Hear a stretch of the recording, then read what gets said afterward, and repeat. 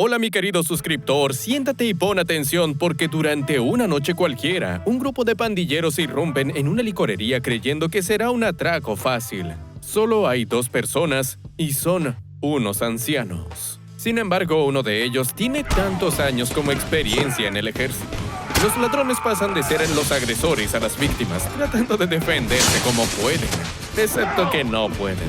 Este anciano no le tiene miedo a ensuciarse las manos y esta ciudad está sucia hasta la médula. Es hora de limpiarla. La película comienza con los recuerdos de Frank Vega, un veterano condecorado de la guerra de Vietnam cuyos días de gloria han quedado en el pasado, por lo que era víctima de los matones callejeros. ¿De verdad creían que el legendario Machete se dejaría golpear? Mientras peleaba con estos skinheads en el autobús, un pasajero lo estaba grabando con su teléfono y subió el video a internet, donde el veterano se convirtió en toda una sensación. Incluso lo apodaron Badass. En otras palabras, tipo duro. Eso fue apenas el inicio de la segunda juventud de Frank Vega, en la que terminó derrocando a un capo de la droga que amenazaba a su vecindario y exponiendo la corrupción del alcalde de la ciudad. Si quieren disfrutar de esa historia, házmelo saber en los comentarios para traerles un video de los que tanto les gustan. 3 años después de esos acontecimientos, Frank está viviendo su sueño en el este de Los Ángeles, donde abrió un centro de boxeo comunitario y se convirtió en entrenador de jovencitos tanto dentro como fuera del ring. De vez en cuando baja a la pequeña licorería de su edificio donde tiene que aguantar la amargura del dueño Bernie Pope, un viejo cascarrabias al que ha aprendido a querer con el tiempo, más o menos. Durante la labor de Frank en su gimnasio, su mejor estudiante, Manny, un boxeador amateur con mucho potencial pero algo impulsivo, se pasa de la raya con un rival inexperto que acaba cayendo inconsciente. Afortunadamente, el protagonista consigue reanimarlo en lo que Manny le pide disculpas por lo sucedido. Si bien aprecia a todos sus estudiantes, el entrenador le dedica más tiempo a Manny, puesto que es el más cercano a tener una carrera profesional como boxeadora. Por tanto, procura que se aprenda bien los movimientos, a pesar de que él esté fastidiado de repetir las mismas lecciones. Nunca es suficiente, no cuando tiene un combate oficial a la vuelta de la esquina. En agradecimiento, Manny le obsequia algo que jamás había tenido: un teléfono inteligente. Ha sobrevivido 68 años sin uno, pero para todo hay una primera vez. Tras eso, el boxeador se retira rápidamente por un compromiso, mientras que el protagonista se queda curioseando su nuevo juguete. En él hay un video de Manny agradeciéndole por no rendirse con él y por convertirse en su figura paterna después de la muerte de su verdadero padre. Por su parte, Manny se reúne con su jefe, Adolfo Herrera, un tipo que claramente no se dedica a practicar la palabra de Dios y no. Esto no es una reunión extracurricular, sino un ajuste de cuentas. Según Adolfo, Manny le ha estado robando sus ganancias y no le gustan los ladrones. Enseguida, los hombres de Adolfo se lanzan sobre el jovencito, quien, gracias al entrenamiento de Frank, consigue neutralizarlos con facilidad. Quizás hablé antes de la cuenta.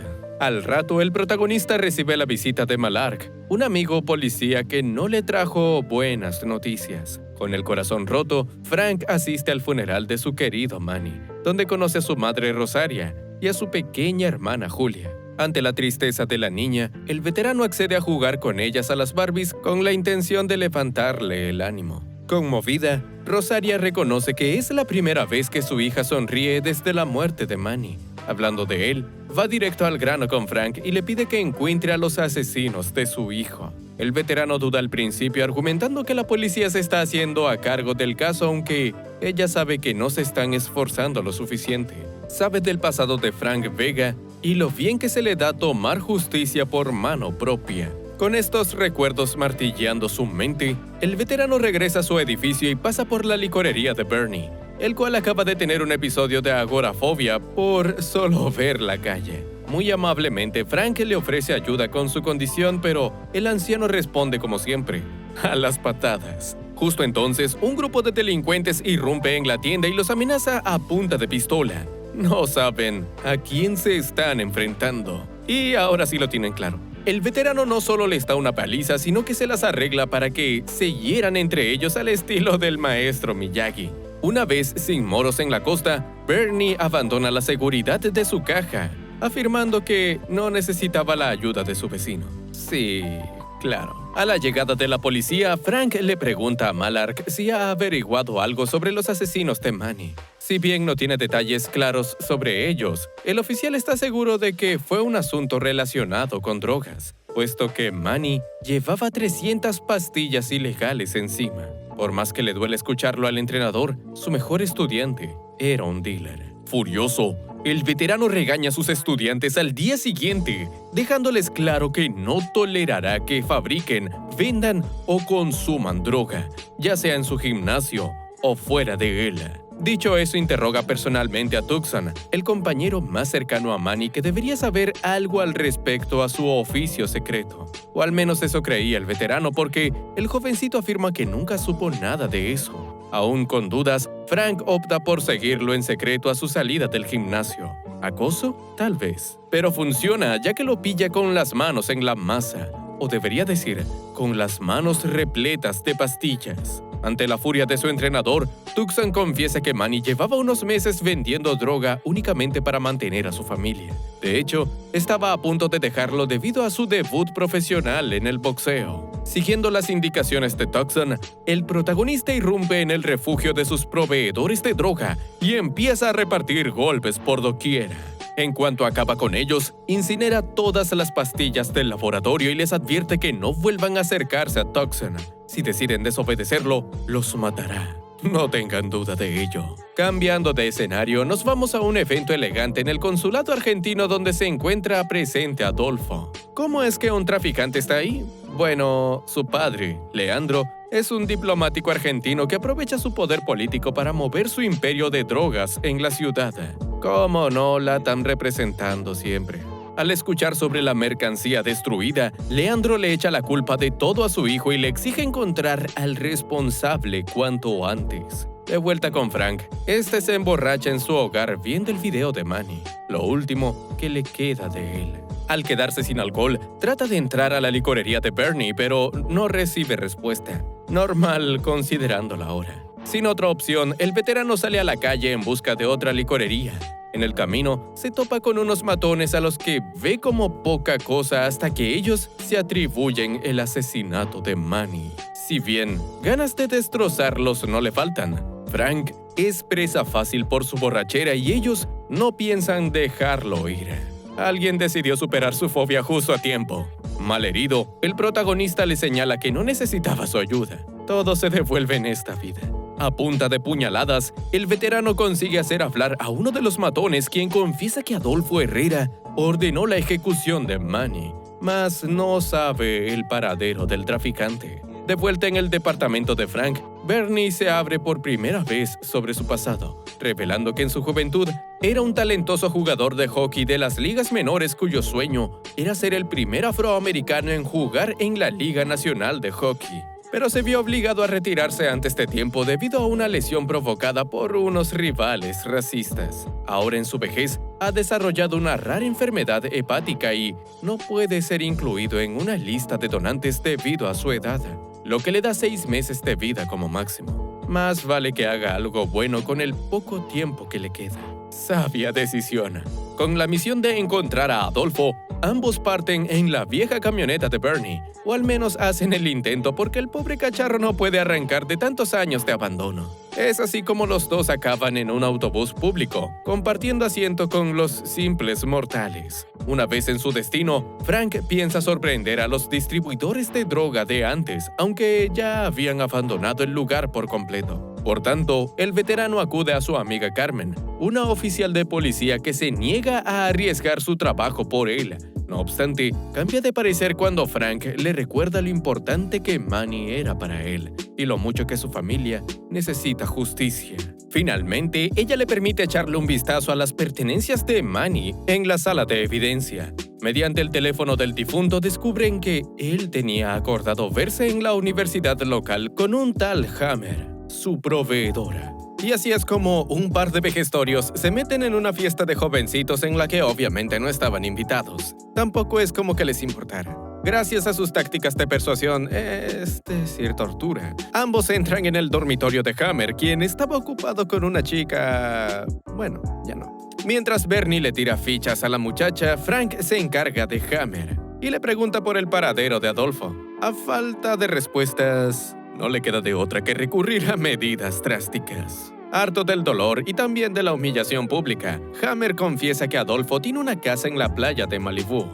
Hecho eso, Frank se retira de la fiesta, no sin antes demostrarle a la chaviza que puede ser tan cool como ellos. Bernie, por su parte, debe decirle adiós a su chica. En otra vida será. Cambiando de escenario, Adolfo es informado de que perdieron a otro distribuidor por culpa del mismo tipo, Badass, y ahora está acompañado por otro tan peligroso como él. Naturalmente, Adolfo no está nada contento con que un par de ancianos estén arruinando su negocio. Regresando con nuestros justicieros favoritos, estos acuden a las habilidades de mecánica de Tucson para reparar la vieja camioneta. Quizás el milagro sea posible. Mientras dejan trabajar al muchacho, los ancianos se dirigen a la licorería cuando de pronto, menos mal que estaban caminando. Tanto la licorería como el gimnasio de boxeo pasaron a mejor vida. Y con ello los apartamentos de ambos. Una pequeña muestra de lo que Adolfo podría hacerles. La explosión atrae la atención del oficial Malark, quien sospecha que Frank otra vez está metiendo sus narices donde no debe. Pero hey, al menos esta vez cuenta con ayuda. Al enterarse del incidente, Rosaria le abre las puertas de su casa a ambos para que tengan un techo sobre sus cabezas temporalmente. Esa noche el protagonista, incapaz de conciliar el sueño, le comenta a su compañero que no necesita arriesgar sus últimos meses de vida con él. Podría retirarse a descansar. Se lo merece, después de todo. Creo que eso es un no. Mediante el siempre confiable transporte público, los justicieros llegan a la casa de Adolfo en la playa de Malibú. Ahí se encuentran con un portón que no es difícil de saltar, pero hay un policía patrullando la zona. Esto nunca falla. El protagonista entra por su cuenta a la mansión y en la búsqueda de Adolfo, termina topándose con una amante de él. Eso arruina su factor sorpresa, aunque igualmente somete al traficante y está comprometido a darle una muerte lenta y dolorosa por lo que le hizo a Manny. De pronto, el policía de antes reaparece y le ordena que levante las manos, dejándolo a merced de Adolfo. Afortunadamente, el policía no es el único que sabe aparecer de la nada. Bernie lo toma por sorpresa y con su pistola le exige a Adolfo que suelte a su compañero. Supongo que no era necesario entonces. Pero hey, la intención es lo que cuenta. Al verse acorralado, Adolfo exclama que él no ordenó la ejecución de Manny. Él solo cumplió las órdenes de su padre Leandro, a quien podrán encontrar en el consulado argentino. Ni de chiste se meterán en un lugar tan protegido como ese, así que le preguntan por otro sitio al que acuda su padre. Finalmente, los justicieros y el capo se ven las caras por primera vez en un hotel lujoso donde no hay espacio para la violencia. Eso no significa que no puedan cumplir con su deber. Pese a que no son policías, arrestan a Leandro siguiendo el procedimiento y lo llevan a la estación local. Hecho eso, el protagonista le da las buenas nuevas a Rosaria y a Julia. El asesino de Manny está tras las rejas. Luego de la celebración, la niña le obsequia al veterano una pulsera que se ganó en un juego, pero quiere que él la conserve como amuleto de protección. En privado con Rosaria, esta le agradece por hacer justicia en nombre de su hijo, a lo que él responde que solo estaba tratando de hacer lo correcto. Ya que están, ella le indica que lo correcto es besarla. Justo cuando me estaba preguntando dónde estaba metido este tipo. Al día siguiente, Frank despierta con una buena noticia y una mala. La buena es que su seguro ha cubierto los gastos por su apartamento incinerado. La mala es que han soltado a Alejandro debido a su inmunidad diplomática. Si bien Malark no pone en duda la palabra de su amigo, no puede condenar a un sospechoso sin evidencia sólida de sus crímenes. Lejos de rendirse, los justicieros toman un taxi para seguir el convoy de Leandro hasta una planta de procesamiento de carne, en la que imagino que debe haber de todo menos carne. Tras la entrada de Leandro, Frank y Bernie se infiltran en la planta como obreros. Bueno, con cascos de obreros. En eso, Bernie empieza a sentir una dolencia por su enfermedad, aunque no piensa detenerse. Más adelante, Frank revisa una de las tantas cajas y descubre que utilizan la carne como fachada para importar sus cargamentos de pastillas provenientes de Argentina. Al ser pillados por un par de guardias, Bernie afirma que son agentes de salubridad en una investigación y acaban de encontrar infracciones muy graves. Añadamos otra infracción a la lista. Ante la lluvia de balas, los justicieros no tienen otra que rendirse. Atrapados en el congelador, tienen que escuchar el típico discurso malvado de parte de Leandro, quien se jacta de que con su inmunidad diplomática puede hacer lo que le plazca en Estados Unidos, conducir a 200 kilómetros en una autopista, vender drogas en barrios, matar a uno de sus dealers que le estaba robando. Todo eso y más puede hacer en este país. El típico discurso de villano, sí. Como Frank se niega a pagarle por la mercancía que destruyó, Leandro le asegura que Rosaria y su hija pagarán por él. Dicho eso, el capo se retira del congelador, no sin antes colocarlo en la temperatura más baja. Por su lado, Rosaria le estaba leyendo un cuento a su hija cuando unos sujetos encapuchados irrumpen en su casa y la toman prisionera. Sabiendo que ellas están en riesgo, el protagonista encuentra la manera de librarse de sus ataduras. ¿Cómo? A través del filo de los dijes de su pulsera. Gracias, Julia. Al salir del congelador, les devuelven el favor a los guardias, en lo que el protagonista se hace con una granada que será útil más adelante. En el mismo taxi, regresan a la casa de Rosaria solo para descubrir que se la han llevado. Por fortuna, Julia se había escondido en el armario, así que se libró de los matones. Hablando de ellos, la niña les revela que el teléfono de su madre cuenta con GPS. Antes de seguir esa pista, Frank deja a la pequeña con una vecina, prometiéndole que volverá con su madre. Si bien el taxi abandona a los justicieros por sus fondos limitados, Tucson aparece justo a tiempo con la camioneta reparada. Mientras se dirigen a la ubicación de Rosaria, un helicóptero enemigo los obliga a salirse de la carretera. Suerte que la Bronco sea una bestia 4x4. Gracias Ford por crear esta hermosa camioneta. A través del bosque, intentan perder al helicóptero sin mucha suerte. Así que el protagonista acude a su mouse, que herramienta misteriosa. Ven, les dije que sería útil. En medio de su celebración, Bernie empieza a toser sangre, lo que le recuerda que tiene poco tiempo. En la carretera, finalmente alcanzan el vehículo de Adolfo, donde se encuentra retenida Rosaria. Con una puntería tremenda, Frank le clava su navaja al conductor y lo obliga a detenerse. Contrario a lo que Frank pensaba, ahí no se encontraba Rosaria. Bueno, Adolfo sigue estando ahí. Entonces, el protagonista llama a Leandro para ofrecerle un intercambio. Leandro por Rosaria. Una vez en el lugar del intercambio, ambas partes respetan el trato, aunque Rosaria no parece aliviada. En cuanto le quitan la mordaza, ella les advierte que hay un tirador escondido. ¿Quién diría que ese revólver llevaba 25 años guardados en la guantera y todavía tenía una bala? Lejos de rendirse, Leandro le recuerda a Frank que saldrá de la cárcel en poco tiempo, por lo que solo hay una manera de detenerlo. El veterano se resiste a golpearlo hasta que él se jacta de haber matado a Manny, desatando un combate mano a mano, en el que no se meten los refuerzos de Leandro. Esto es personal. Pese a que lo pasa mal al principio, Frank entra en modo berserker y termina aniquilando a Leandro con un combo brutal, en nombre de Manny. Tras eso, la policía aparece en el lugar y arrestan a los hombres de Leandro, incluyendo a Adolfo. Tiempo después, vemos que Frank encontró su nuevo hogar con Rosaria y Julia. Y sí, Bernie sigue interrumpiéndolos. Hablando de él, ha burlado a la muerte gracias al hígado del difunto Leandro. Y la chica de sus sueños ha regresado. Pudo ganársela en esta vida, después de todo. Danny Trejo nunca decepciona. Si disfrutas de su cine, te invitamos a ver esta otra historia con un pequeño giro. Él es el villano.